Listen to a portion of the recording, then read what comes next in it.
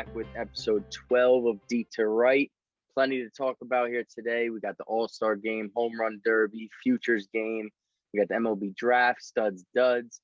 Loaded episode for you guys. You can catch it on YouTube, Apple Podcasts, Spotify. And as always, I'm here with John. How you doing today, John?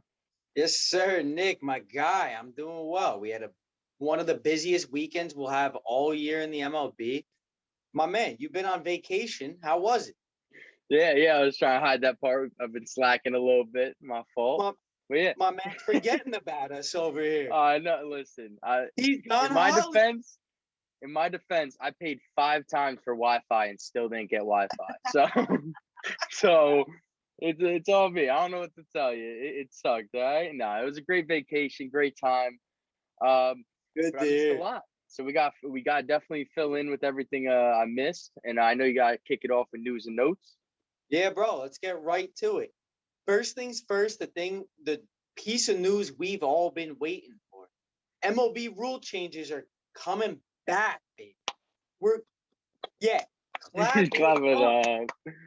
going back to normal. We're going back to baseball. I'm talking get rid of the shifts. I'm talking no more automatic base runner on second base. I'm talking 9-inning double headers. Russo, I'm talking America's pastime, baseball, baby. Yes, sir. Let's go. Yes, sir. Manfred finally came to his goddamn senses and realized, hey, what we're doing is kind of a bunch of Mickey Mouse bullshit, and it's not really baseball. So breaking news this week on top of the All-Star game was rule changes. And I think my excitement speaks for everybody. We're ready for it, man. I know you are too. We've been loud about it over here. Yeah. Let's get back to baseball, bro. 100%. And it's super exciting finally getting back to it and seeing the regular game being played. It's as simple as that. It's simple as that. Things against that were out of hand, like COVID with no fans. We got fans back. Manfred comes to his senses. We get our normal rules, our normal, real baseball. Let's go. We'll probably also get the normal real baseballs instead of the gassed up ones. We didn't touch nothing the whole time. Exactly. Manfred's gonna slip it right back under. Nah, normal baseball. Nah. Yo, 100% fighter attack. I ain't never heard of it. 2 on the piece of news. Marlins bring back Don Mattingly for the 2022 season. Another thing I love about next year, Marlins are a young, getting ready to be good team. They need that leadership in the front office. They need that leadership on the bench. Bring Don Mattingly back. I know he's 98 years old. He is the heart of baseball, though. Let's get him back in Miami. Yeah, for sure. I agree 100%. Last piece of news before we jump into a little bit of All-Star Weekend festivities. Jacob DeGrom. He's got over a 1.0 ERA. This guy sucks. Let's get him out of here. He is finally above a 1.0. I mean, it's finally as if it's almost a relief that this guy cannot finish the season under a 1.0. He's above a 1, which, a lot of these past news from the previous week got swept under the rug with the All-Star festivities. Jacob DeGrom's above a 1.0. I'm not pointing out as a bad thing. Do not come at me sideways. I'm just saying the man looks like he's a little bit of a human being now. Yeah, he's coming back to normal. Coming back to a normal ERA, normal time. So it was always going to happen. Down to measly Bob Gibson status. We're talking just Hall of Fame level, Nick. Just Hall of Fame level. That's all. No big deal. Let's get right into the festivities. Hold on. I'm going to slow you down real quick. Shoot. Where my injuries at? I know you got them. I know you got them in news and notes. I'm ready for it. Injuries. Number one, the most heartbreaking thing I believe, and I hope that we will see all season. Yeah. Ronald Acuña is out for the season with a torn ACL. That is tragedy at its finest for the MLB. One of the brightest, hottest, young up-and-coming stars for the MLB goes down. You could tell damn near right away when it happened.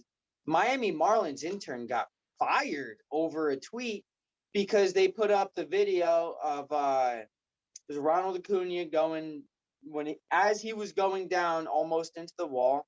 They said, what was the quote? You want to see an inside the park home run or some super tacky? It was wrong place. It was immediately after it happened too. Super tacky. Intern got fired. Ronald Acuña is out for the year. Prayers up to Ronald, man. Get better. Yeah. We need you in the sport. Yeah. Tough loss for baseball. Yes, sir. Veteran closer Trevor Rosenthal also out for the season. He's got a torn hip labrum. That's a tough loss for the A's. They just signed him the beginning of the season. They brought him in to give him their closer a little bit. I believe it's Jake McGee, if I'm recollecting correctly. They brought him in to get a little competition in that back of the bullpen. He's out for the season, so give the young guys a shot. Oakland continuously finds a way to get it done as it is. So next man up, baby. Keep it rocking. Yeah. Justice Sheffield, Seattle Mariners. He's got a left forearm strain and an oblique strain. He's going to be sidelined for a couple weeks. Buster Posey missed the All-Star game with a left thumb contusion. He shouldn't be out too long, but the All-Star catcher for the Giants should be out, I'd say, another week or so before we see him back.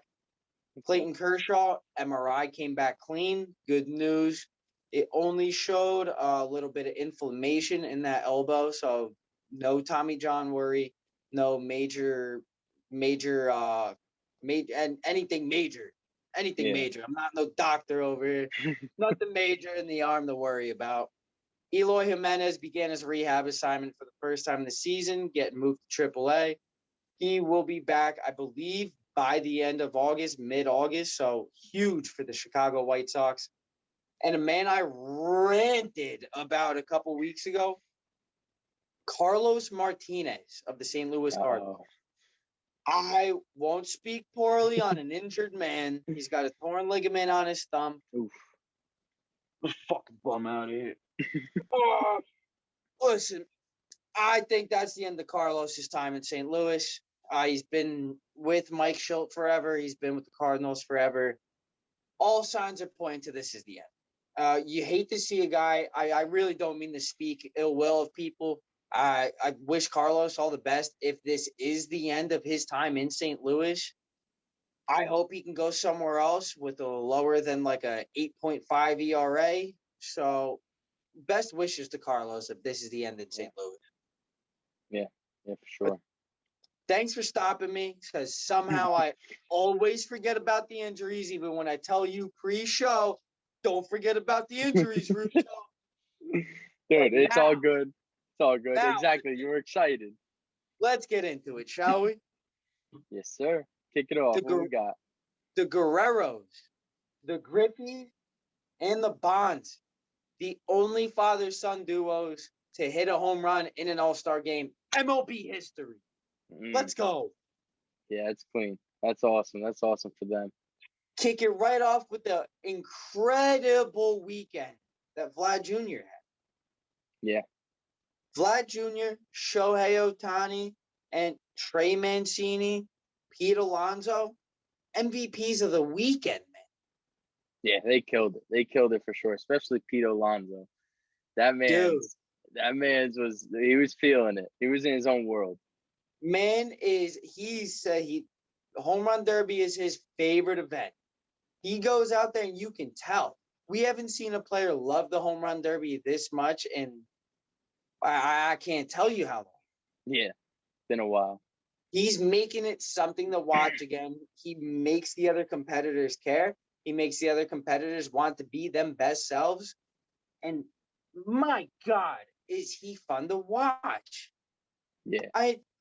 We got people complaining on Twitter that he looks cocky.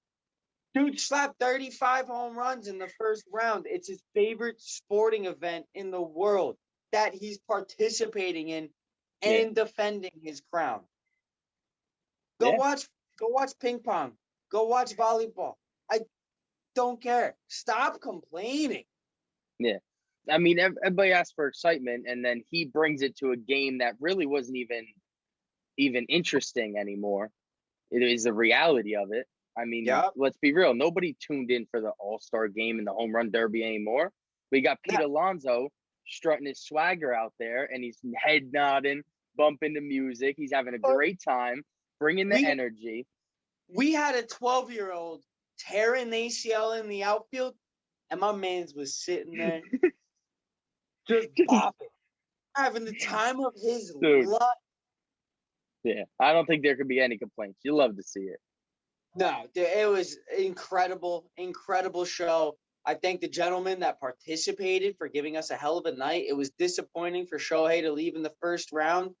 Shame on me for buying into the hype, betting on Shohei Ohtani. It was between Shohei and Pete for me. I love Pete coming in. Should have stuck with my guns and gone with Alonso, but you live and you learn, Nick. Yeah, definitely. I mean, Shohei was kind of iffy for me. He started out slow. I was actually wondering, like, is he gonna keep up with this right now? And then, boom, out of nowhere, hit his groove. He was still struggling a little bit, but it was a great show for the first round. Dude, that last like 30 seconds where he was still he was behind like 8, I want to say, and hit 6 in a row, missed one, and then hit those last 2. Bro, come on. That was electricity, baby. Dude, and I don't know. Listen, I don't know if it was him asking for it or the pitching, the person pitching, but he got to throw better strikes out there for him. Like, some of those pitches were absolutely abysmal. They were talking about it on the telecast, how Shohei kept trying to pull them all to that shallow right. Once he started hitting them the center and left, he was fine. Exactly. I feel like every lefty, including Joey Gallo, did poorly because they kept trying to pull it. Once Shohei realized that center field and left, you just try and smack the ball's going to go. Once he realized that, it was fine. Done. Gone. Dude, the extension this man gets on his bat is second to none. Yeah. Say, dude looks like he's golfing half the time. Like, give me my 9-iron. It's in the dirt. Dude, I said it while I was watching it. He really does look like he's just golfing out there. It's incredible. And then you get the best baseball player of our time to call you mid-at-bat. Mike Trout rings in. He's like, hey, Shohei, fucking embarrassing me, man. Step it up. Step it up. Yeah, dude, it was awesome to see. And one more thing about the home run derby. Trey Mancini, bro. Yes, sir. Let's talk about this man for a second. Incredible Cinderella story. We're talking coming back from stage 3, I believe, colon cancer. I believe colon cancer. I know it's stage 3. Missed the whole 2020 season. He was doing his chemotherapy. He was doing treatments. He did not swing a bat for over a year. And this man is coming back. He's an all-star. He was in the home run derby. He is having a career season. Not only did he give a big to cancer, but he is just all around, man. This dude gets me so excited. Congratulations to Trey Mancini and making it to the finals in the home run derby. I'm so excited for this guy. I rename everything after. Just give it. Yeah, it's a great story that he's still writing. You know, it's as simple as that. Bro, key point, still writing. Still writing. 100%. Bro, what's up? Like I said, I was gonna say thank you to Pete Alonso, Trey Mancini. Thank you to the guys again for that was the best home run derby. And even that, I feel like that was still a little slower than what everybody expected it to be, just because it had such high standards. But the fact that we're holding a home run derby to such high standards is awesome to see. Yeah, finally being back, 100%. Dude, now the All-Star. I was just gonna say, I got a bone to pick with the All-Star game, and specifically the All-Star jerseys. What are they thinking? What are they thinking? And what are you thinking? Calling them nice on Twitter, but when they first came out, I'm calling you out. Dude. Nick. All right. So I said it on Twitter originally. I know everybody hated on him. I came out. I said, I don't know what you guys are talking about. They're kind of fresh. Bro. No. Dude, I could not have been more wrong. Could not. The new Space Jam the new Space Jam jerseys look cooler than they do. And they look just about as Mickey Mouse Disney that you can get. Yeah. Bro, they were so. Did you see Michael K's tweet?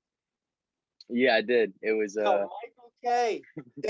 This man is 70 plus years old. Doesn't know. I mean, he's pretty well dressed for his older. Yeah. No, he's got fashion. But for him to call out these All-Star jerseys and go, I don't mean to point fingers, but whose idea was this? Dude, they were bad. They were pretty ugly. I don't know. I don't think anybody liked them. I don't think I've heard one person say they liked them so far. Now, let's just get back to what we do. Everybody keep the jerseys on. Just bring it from the ballpark. Throw it on. That's the All-Star game. Yeah. And you know, I'm pretty sure Nike made them, and they're signed to make the new ones next year too, which worries me. They are, because the whole league switched over to Nike jerseys. Nah, that worries me for the years to come. Things on the jersey. It was team and swoosh. Bro, they had so all the jerseys for the National League were like bluish, you know? Mm-hmm. I don't even think they stuck to their color schemes. Like, it was they didn't. Red here and there. The Cincinnati Reds logo had like a little bit of blue in it, but you put a blue C on a jersey, it looks like the Chicago Cubs.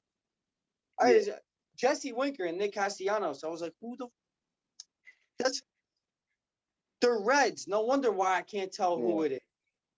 It's like, that's not Chris Bryant. Chris Bryant's 7'4". Shit. Yeah. Bro,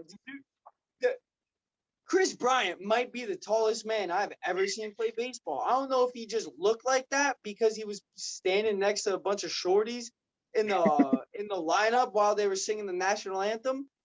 That dude looks 7 feet tall. A giant. Holy shit. But all around, I think the All-Star game was fun. Yeah. Scherzer pitched. It was his 4th All-Star game start, which ties Randy Johnson, Jim Palmer, and I know a couple other people had 5, but I know it ties Jim Palmer, Randy Johnson. Ohtani had a 1-2-3 inning. What did you think about the whole night? I thought it was good, man. Entertaining. You know, it was fun to watch. I thought the home run derby really hyped it up to make me want to jump into it and to watch it, rather than, you know, past years just being like whatever to it. So I mean, I thought it was fun. It was a good time. I thought they definitely started off right with the home run derby. Absolutely, dude. It was. We keep saying it was just a good weekend. You know, the home run derby, like you said, got it started off on the right foot. All-Star game was. I thought it would be a little more high scoring considering it's the All-Star game in Coors Field. I did smack the over. I did go 0 for 2 on my bets over the weekend with the Shohei and the over. So it was a little rough, but all around, I had a good time watching the game. It was cool to see Nolan Arenado get the standing ovation out at Coors Field again. Mm-hmm. It was just all around a good weekend.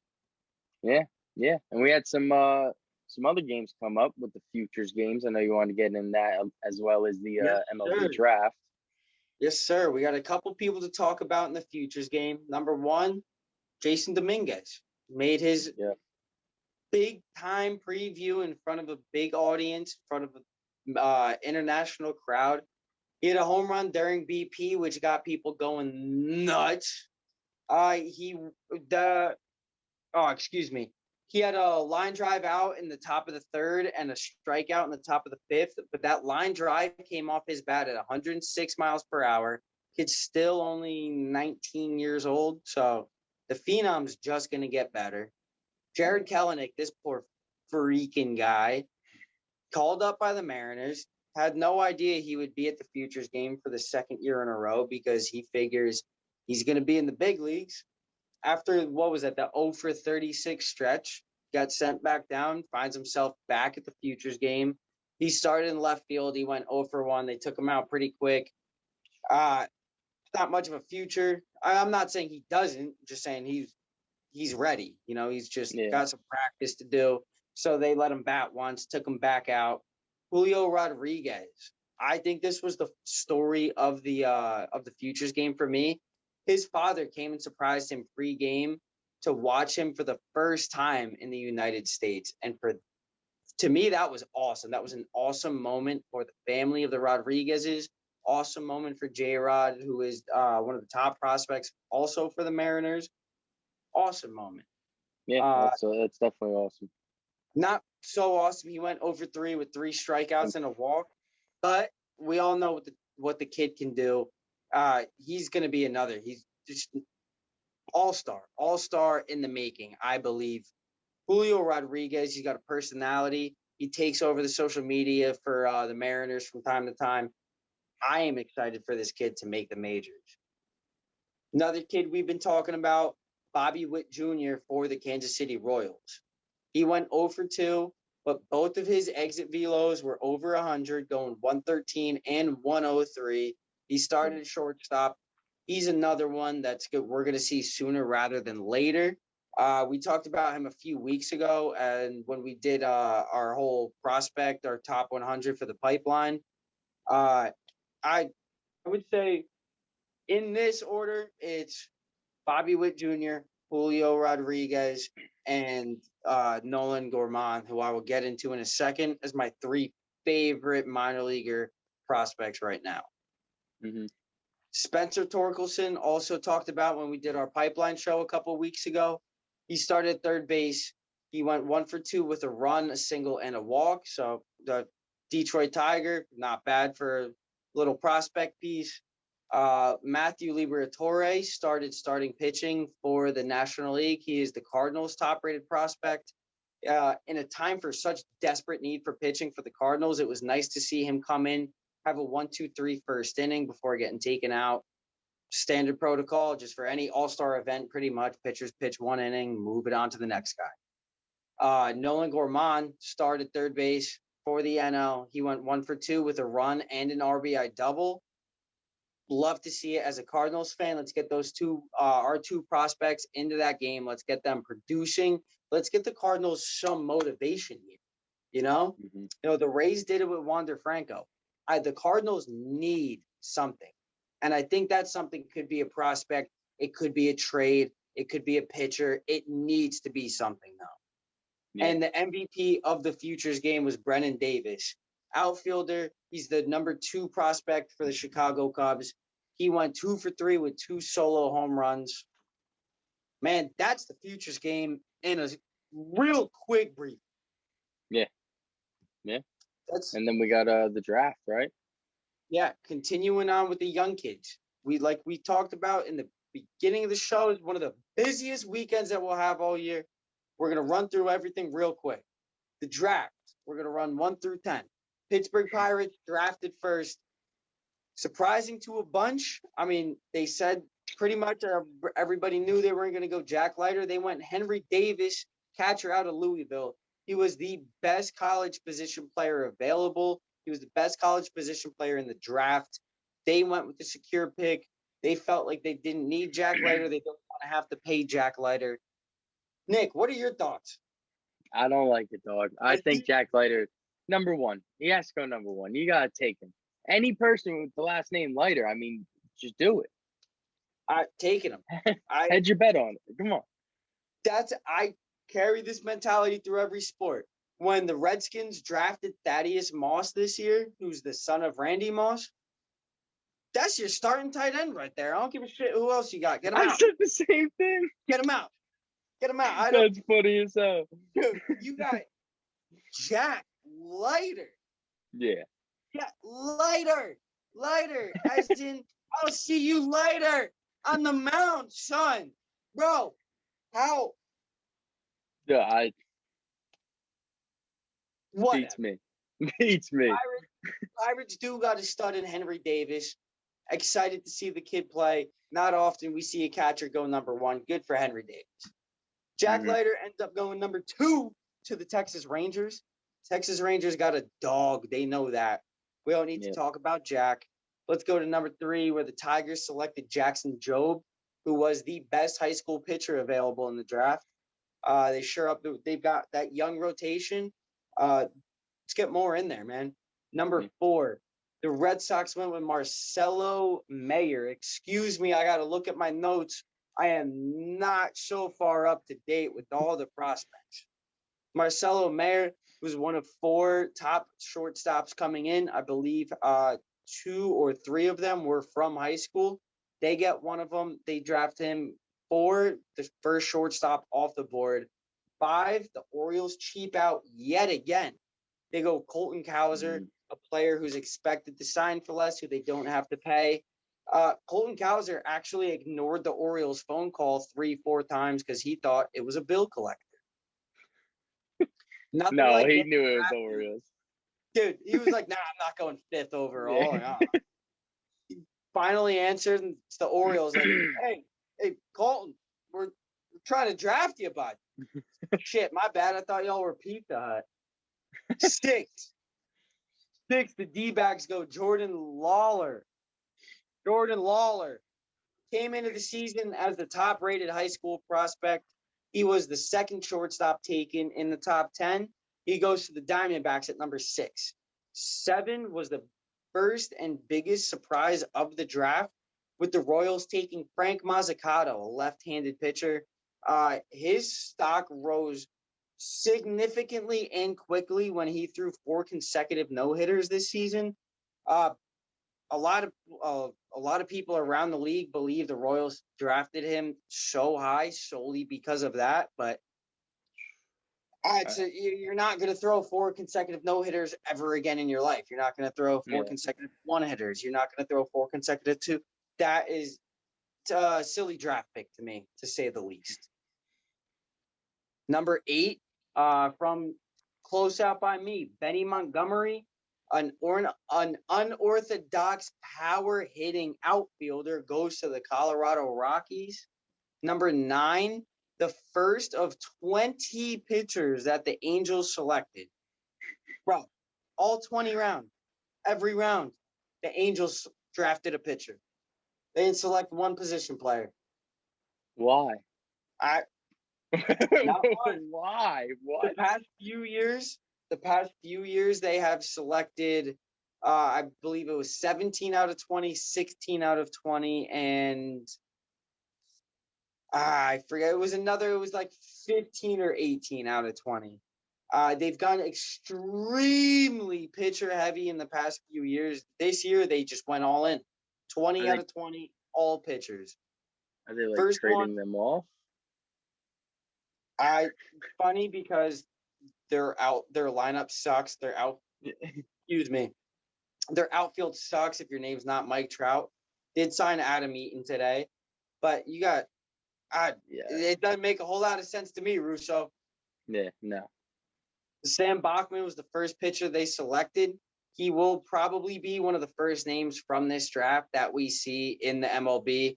I'm sure he'll make it up as a reliever, make his way into the bullpen. They just sent Dylan Bundy back. He's supposed to be one of their aces, or he was supposed to be their ace. He's now a reliever in the bullpen because he sucks so bad. He yacked on Yankee Stadium on the mound. They said, "You disrespectful," and they took him out, and now he's a reliever. So not working too well for the Angels this year. No. And rounding out the top 10, my favorite pick of the draft, Kumar Rocker. This man is a stud. He is the number 2 Vandy boy. He was with Jack Leiter. He is going to be a beast. He could have gone number 1. Him and Jack were almost interchangeable. He could have gone number 1. He fell, not pretty much. He fell because teams didn't want to have to pay him. And he's going to get paid sooner rather than later. And who picked him up? The New York Mets snagged him at number 10. I thought he was going to fall to the Cardinals at 18. Couldn't get that luck. Nah. My man, yo, Wow. Cooper Rocker, remember this name. Mark He it is down, people. gonna be a problem. The Mets got a dog at number 10. Just to touch on them, we'll go over the Cardinals and Yankees. Cardinals selected 18th. They get Michael McGreevy, who's a high upside pitcher. Cardinals are very good at developing young arms, so I completely see why they went with this pick. And the Yankees at 20 went with Trey Sweeney, who's a college shortstop out of UCLA, I believe. He's an unorthodox style at the plate. He's got high exit velo, which matches perfectly in for the Yankees' analytics style decisions. But Now, yeah. So you said he was a shortstop. So would this give any worry for Gleyber Torres, you think? I wouldn't say it gives any worry to Gleyber. They do project him as a major league third baseman. So if this were to provide any insight into the Yankees' future for us, I would say that that's more likely that Gio Urshela would be an up-and-coming trade piece if they do decide to be buyers. They could, you put a first-round draft pick towards a projected third baseman, you would assume that you expect him to be in the big leagues within a couple years, 3-4 years at the max. It could mean Gio Urshela could be on his way out within the next couple. Yeah, for sure. But crazy other to hear. than that, bro, that's it for All-Star Weekend for me. Yeah, that wraps that up. But we still have to cover our studs and duds of the week, which was last week. Before the All-Star games and everything. We'll run through 2 each. Actually, I got 2 each, my fault. And then John has 2 people that started hot and want to stay hot. Yes, sir. So the way I did it this week was, you're going to keep it the same that we do it every week. Who came in hot this past week, who sucked the past week coming into the break. And I switched it up a little bit on you, Russo. I didn't even give you any heads up. It's okay. I got 2 players who started hot the first half of the season who I want to stay hot, who their teams need them to stay hot. And on the flip side, I got 2 duds, 2 players that started extremely slow. And if their teams want to be competitive in this second half, they're going to need these players to step it up. Yeah. So I'll kick it off with mine first, make it simple, you know what I'm saying? Yeah, sure. But we'll kick it off with my number 1. He's batting .300 with 9 hits, 5 runs, 2 home runs, 4 RBIs, OBP of .323 in the last 7 games, and that is Aaron Judge. The guy has been a monster lately. He's picking it back up for the Yankees. It's great to see, to be honest with you. And then another guy that has been picking up for his team a little bit is Bryce Harper, batting .367 with 11 hits, 7 runs, 1 home run, 6 RBIs, OBP of .406. So both these guys are raking for their team, something they need. I know the Yankees had a rough end to going into their All-Star break, winning 2 or 3 at the Astros, but losing off of an Altuve game winner, giving up, 7 runs, 5 runs? Oh. Dude, it was terrible. While we're talking about Aaron, let's just make things very clear. You know that meme that's going around that's "you're not that guy"? Aaron, every time you celebrate, it comes back and bites us so hard in the ass. Just stop. Every love time. it. Love it. Hey man, it's not us. It's not us. It's I don't you. think you're Jose like too much. So let's cool it a little bit. Yeah. No. I got a question for you. What's up? I didn't want to bite, but I bit on it. So I'm going to get your opinion on it. What do we think about the fact that Jose said he didn't want his jersey getting ripped off because he had a bad tattoo, that he had something he was getting worked on, something he was getting removed, and that's why we got this picture. And yet, this season, he is rounding bases. Teammates rip his jersey off, and there's nothing to be seen. Oh, you didn't see it? What's that? Because it's a baby ass tattoo, literally this big on his chest. Oh, literally, bro. literally. You can't even see it if you're not even looking. Is that Yeah, what we're bro. talking about here? Yeah, it's literally this big on his chest. Come on. It was complete nonsense what he said, his whole excuse. And then his other excuse, his wife was saying she didn't want him shirtless on the field. And now this year he's ripping it off after he gets the. Come on, I mean, it's all nonsense. You're telling me in a game that sends you to the World Series, you weren't hyped enough to rip off your shirt for that, but a game in the regular season, you're ripping it off celebrating. Come on. So worried about a tiny little tattoo that you're. Yeah. Like I said, I don't mean to keep bringing it up. I feel like we've done a pretty good job of not talking about it, but I found that to be super interesting. It's like they're digging their own grave over there. Not that Manfred's going to do shit about it, but. Well, and that's exactly the problem. We have to keep bringing it up and talking about it because there was no consequences for their actions. It's as simple as that.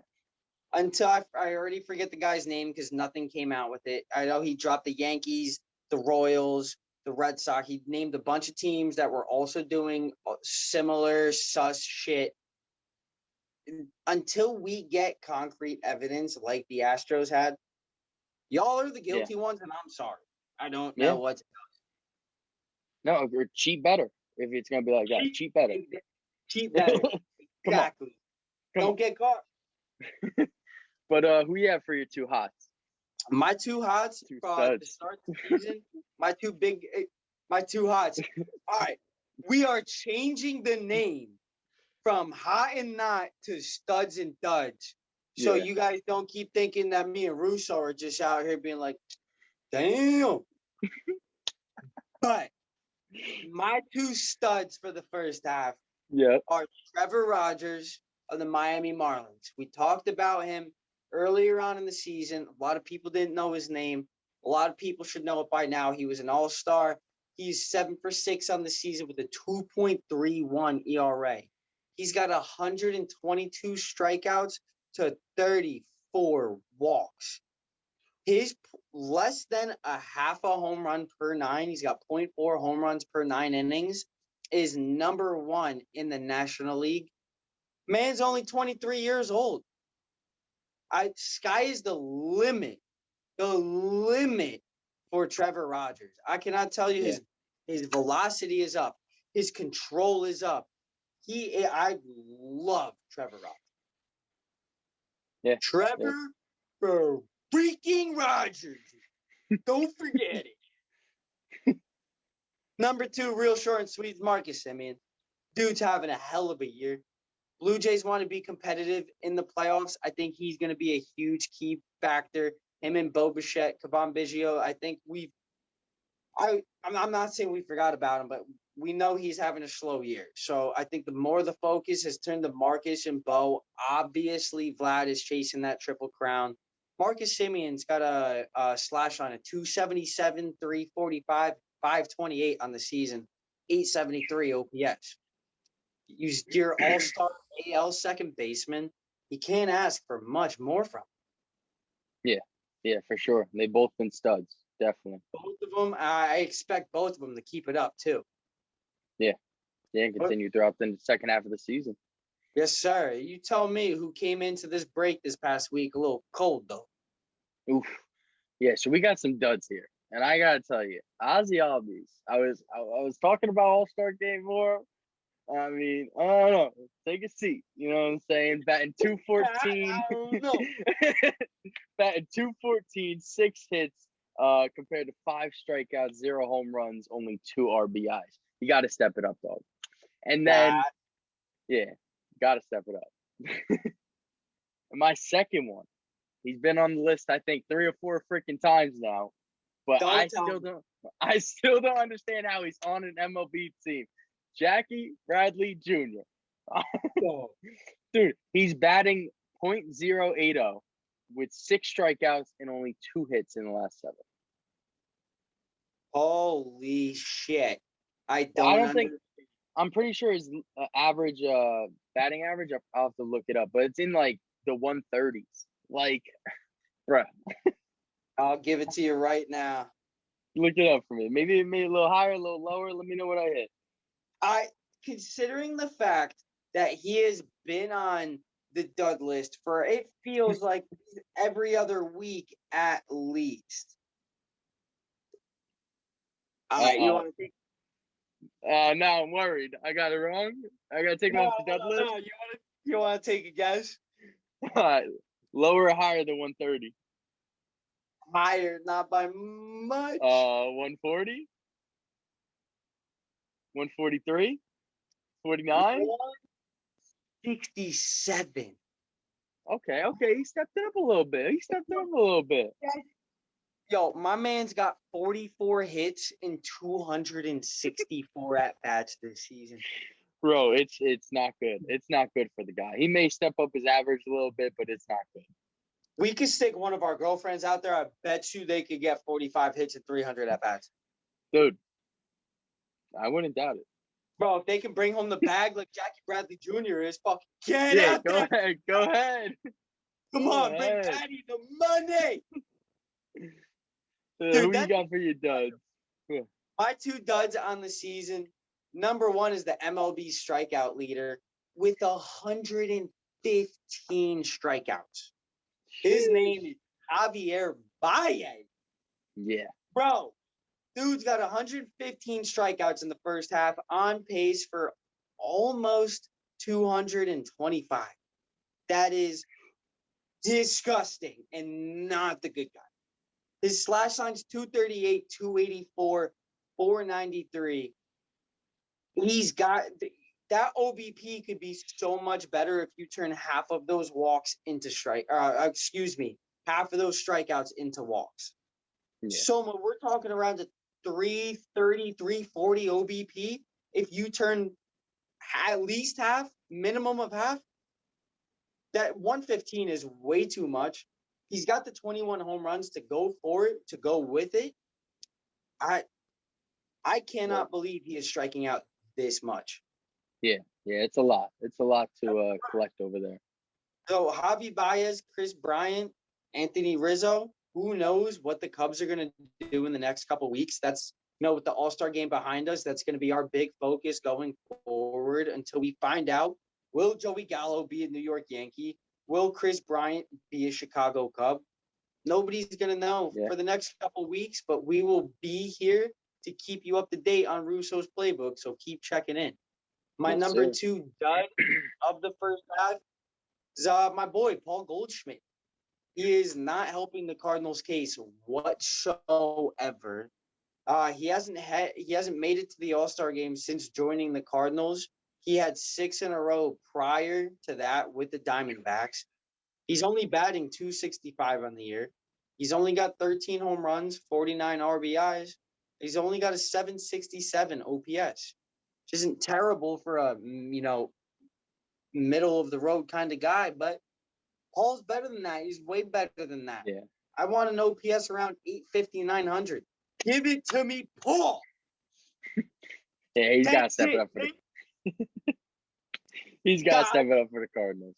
I got to stop ruining my night with Cardinals and Yankees stuff. I got to remind myself that I'm in charge of the content that I'm talking about. I just got to ruin my day. Dude, it gets you worked up. I love to see it, though. Great entertainment. Bro, don't worry. What's up? No. That's it. Go ahead. I was going to say, don't worry, because we'll cut the episode here. You can catch it on YouTube, Apple Podcasts, Spotify. You can read up on the blogs. John's power ranking should be starting back up next week, you think? Yes, sir. We'll have them back up Tuesday. Didn't have them this week. They would have just been the same as last week, more or less. All-Star game this week. You know what? To be honest with you, I might just drop like a little article on Tuesday because it's already going to be Thursday tomorrow. We haven't had any baseball still.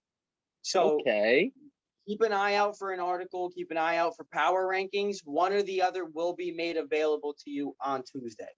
You know what else you got to keep an eye out? We are dropping our college football top 25 list with Thomas dropping it for us. Yes, sir.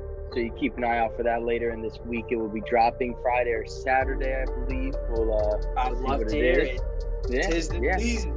You catch it on Russo'sPlaybook.com. And we'll wrap it up there and catch you guys again next week. Yes, sir. Russo, my bro. Good to have you back, dude. Cheers, guys. Good to see you.